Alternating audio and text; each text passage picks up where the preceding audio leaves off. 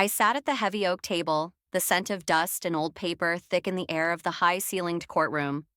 Across from me, Julian, in his bespoke charcoal suit, looked every bit the celebrated architect, his silver hair perfectly styled. He didn't even glance at me.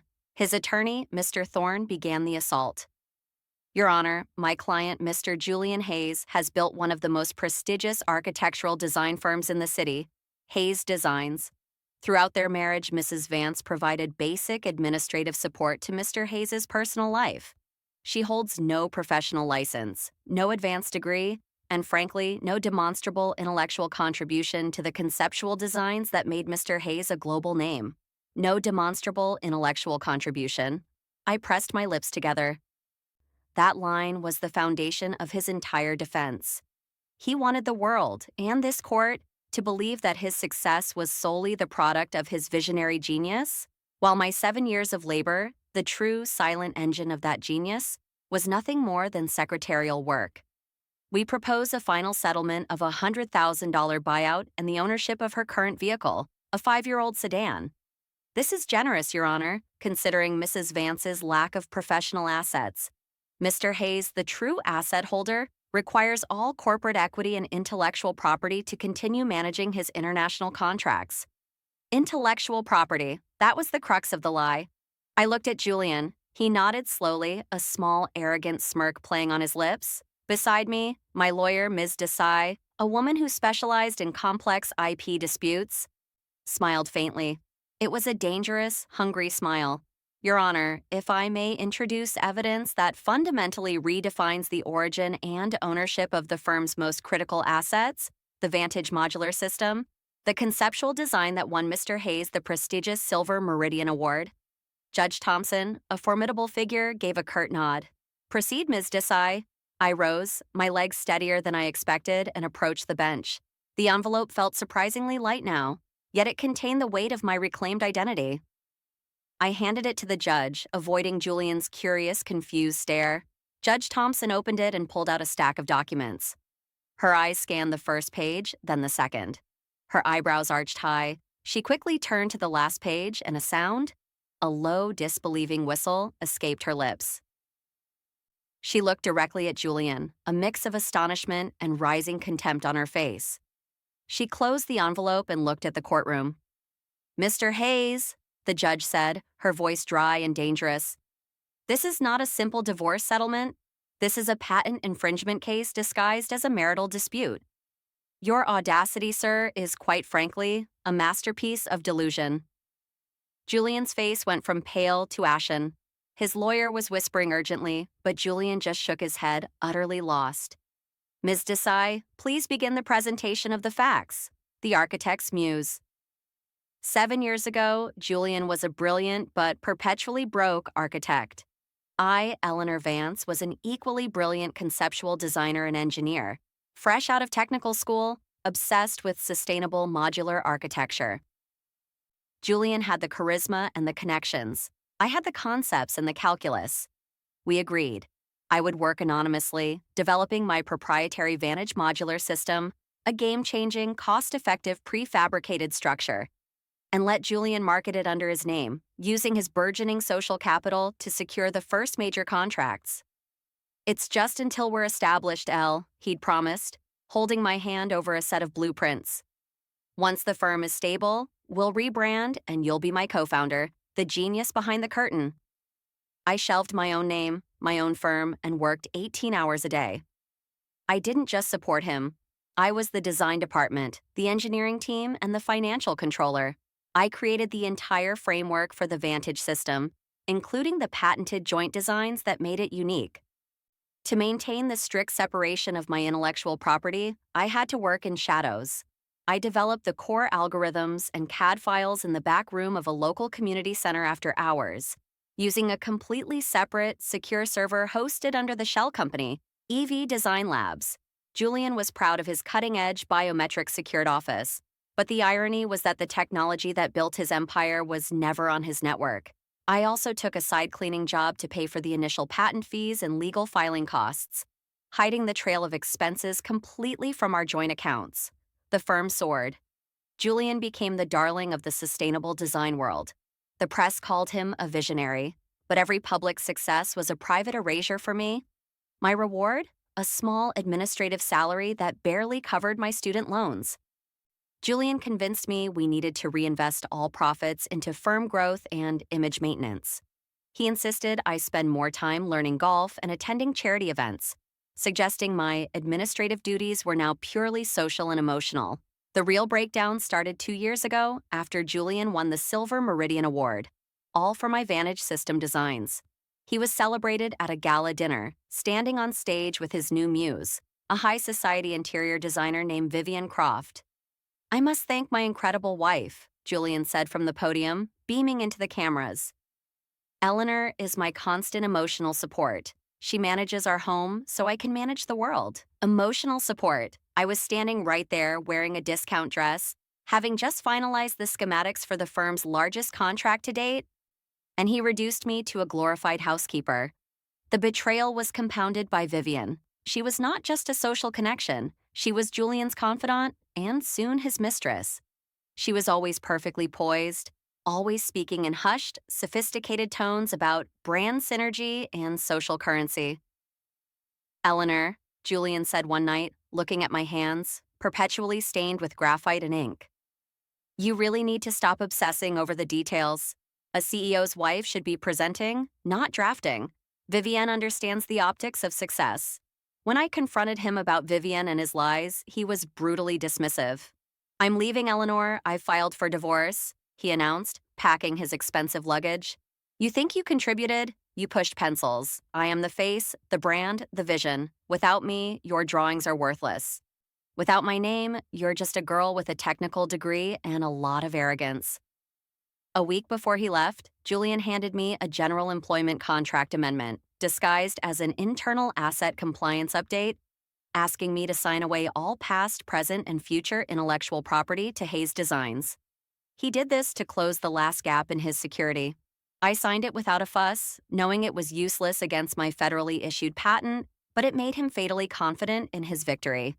He left me with the official divorce papers, which, predictably, erased all my intellectual contributions.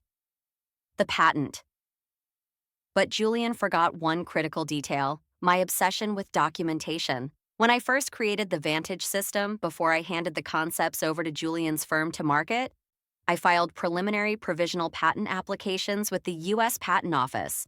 I used a shell LLC, EV Design Labs, named after my initials, Eleanor Vance. I paid the fees from my cleaning job earnings. I kept the filing confidential, a secret insurance policy against the day Julian might forget our promise.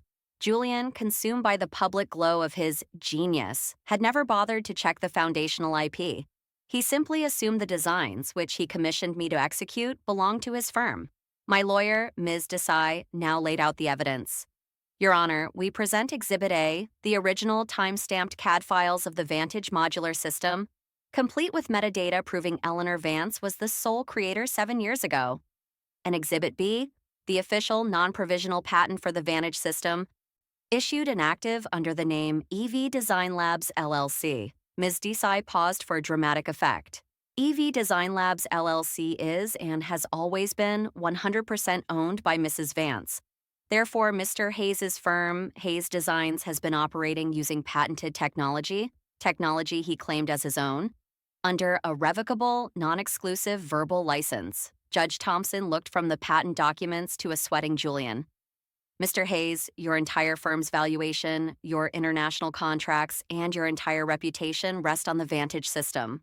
Are you aware that you do not own the patent for the core innovation?" Julian leapt to his feet, eyes wild. "She stole it. She had no right. That was a marital asset. That document I had her sign 2 weeks ago proves she relinquished all claims." "On the contrary, Mr. Hayes," the judge stated coldly, "the documents show the patent was filed by Mrs. Vance before the formation of Hayes Designs and was funded by her personal, independently acquired income. It is her sole and separate property, and as Ms. Desai can attest, you cannot sign away ownership of an asset that is legally held by a separate corporate entity, EV Design Labs LLC, in a personal employment agreement." The judgment Judge Thompson delivered the ruling with righteous fury. Mr. Hayes, you stood here and diminished your wife's contribution to emotional support, while she was, in fact, the sole intellectual proprietor of the technology that built your empire. Your attempt to claim ownership of assets you do not possess, while offering your wife a paltry $100,000 severance, is an act of breathtaking moral and professional dishonesty. Here is the judgment. First, Hayes Designs is legally compelled to transfer all profits related to the Vantage modular system since the filing date to EV Design Labs LLC. Second, Mrs. Vance retains full ownership of the patent and has the immediate authority to revoke all licensing to Hayes Designs. This revocation takes effect immediately, invalidating the technology used in all current and pending projects. Julian's lawyer looked like he might faint. Your Honor, that will bankrupt the firm. Then perhaps Mr. Hayes should have valued the source of his success, the judge snapped. Third, because Mrs. Vance sacrificed her professional identity and earning capacity to build the firm, she is awarded $5,000 per month in compensatory support for 15 years. Finally, because the court finds a clear case of professional and financial fraud, Mr. Hayes must pay Mrs. Vance 70% of the value of all remaining liquid marital assets. Julian collapsed back into his chair. His celebrated firm was, in an instant, worthless. He had nothing left but debt and his expensive suit. The aftermath. The news hit the architectural world like a structural failure. Julian's reputation as a visionary was instantly ruined, replaced by the stigma of being a fraud who stole his wife's IP. The licensing for the Vantage system was revoked. International contracts evaporated, and Hayes Designs imploded under the weight of lawsuits and debt. The largest damage came from the European consortium that had prepaid for 10,000 Vantage units, who immediately filed a massive breach of contract suit against Hayes Designs, ensuring the company's financial demise. Julian was stripped of his Silver Meridian Award. No other firm would touch him. He was last seen trying to sell off his vintage car collection to cover his legal fees. Vivienne Croft was gone before the ink on the divorce papers dried. She only loved the visionary Julian Hayes, the money, the fame, the gala appearances. She left him for an elderly, powerful art collector, Mr. Alistair Finch. But even Vivienne's pursuit of status ended in disaster. Mr. Finch was known for being erratic, and when his influential ex-wife, the globally respected philanthropist Lady Finch, discovered Vivienne's past, the lies about her own firm's success, the shady marketing practices she ran with Julian, Lady Finch didn't resort to violence, but to professional assassination.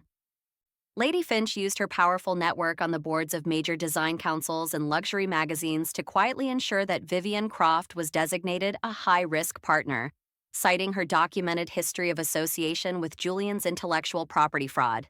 This made it impossible for Vivienne to secure any high-profile interior design contracts. Her social currency was worthless, and Mr. Finch, embarrassed by the scandal, quickly moved on to a less complicated companion. Vivienne ended up running a small, unglamorous online shop for refurbished furniture.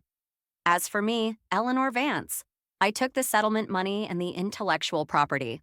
I founded EV Design Labs, officially opening an ethical, cutting-edge firm specializing in modular, sustainable architecture. I had my name, my reputation, and my fortune. I also found love again. With an intelligent, kind structural engineer named Michael. He doesn't see me as support or a brand extension. He sees me as a brilliant colleague and a beautiful woman. One evening, I watched the sunset from the office of my new, thriving firm. I remember Julian saying my drawings were worthless without his name. Now, my name was on the patent, the firm, and the title deed to my house. I smiled, finally understanding the true currency of life. It wasn't fame or status. It was the ownership of your own work, the value of your own mind, and the peace of a life built on integrity. Julian learned that he couldn't build a monument on stolen foundations, and I learned that my self-respect was the most valuable asset I would ever own. Thank you, my loves, for watching until the end of the video. Topsh, don't forget to subscribe to the channel so you won't miss the newest videos.